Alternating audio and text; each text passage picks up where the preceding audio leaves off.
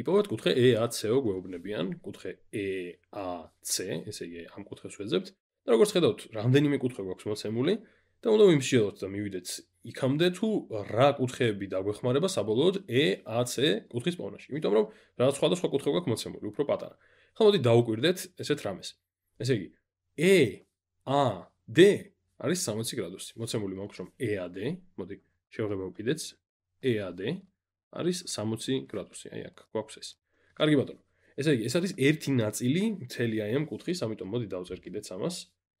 აქ გვაქვს ესე იგი კუთხე EAD. ამას დამატებული კუთხე DAC, კუთხე DAC რომ დავუმატო ამას. აი ეს, რომელიც არის 75 გრადუსი, კუთხე DAC, თუ დავუმატე, ჯამში რას მივიღებ? მივიღებ კუთხეს EAC, ხო? იმიტომ რომ EAD არის ერთი ნაწილი, DAC არის მეორე ნაწილი.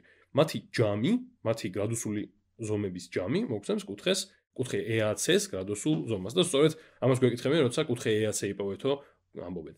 ხო, ნახოთ, კუთხე EAD-ზე მეუბნებიან, რომ არის 60 გრადუსი, ამიტომ დავწერ, რომ ეს არის იგივე რაც 60 გრადუსი და 75 გრადუსი არის DAC. ამიტომ დავწერ, რომ ამას დამატებული 70 გრადუსი გვაქვს. აი ესე. ახლა უკვე უბრალოდ დაგვრჩენია ის, რომ ესენი შევაჯამოთ და მეტი არაფერი. 75 გრადუსი ყოფილა და 10 დავწერე რატომაც, არ ვიცი რატომ. 75 გრადუსი, მოდი მას საერთოდ წავშლი და ხელახლა გამოვწერ, აი ესე.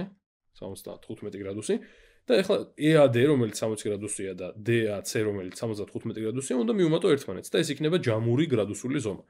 ნუ 6 ათეულს დამატებული 7 ათეული არის 13 ათეული და 13 ათეული არის 130, ამას დამატებული 0 ერთეულს დამატებული 5 ერთეული არის 5 ერთეული, ესე იგი სულ ყოფილა, ნუ გრადუსებიც მივწეროთ, სულ ყოფილა 195 გრადუსი.